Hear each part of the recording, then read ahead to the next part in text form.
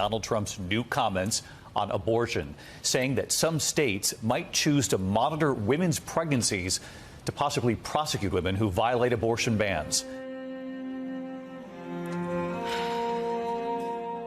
2 years ago, I became pregnant with a baby I desperately wanted. And I learned that the fetus would have a fatal condition and never survive. Because of the new laws in Texas, I had to flee my own state to receive treatment. If Donald Trump is elected, that is the end of a woman's right to choose. There will be no place to turn. We could lose our rights in every state, even the ones where abortion is currently legal. And that means every woman in every state is at risk.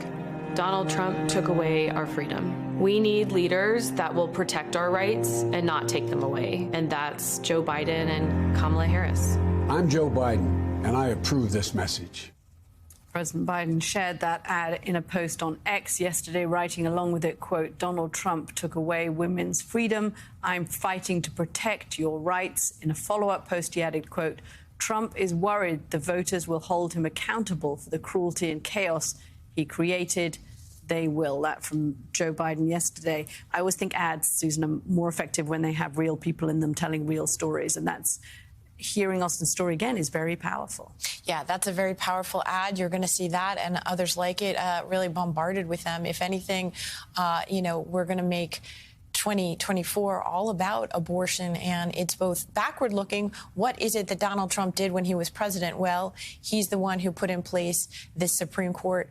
Watching him do the dance in the last few weeks of trying both to claim credit for the repeal of Roe versus Wade, but also refuse to essentially talk about any new federal restriction on abortion, which is exactly what the Republican agenda is.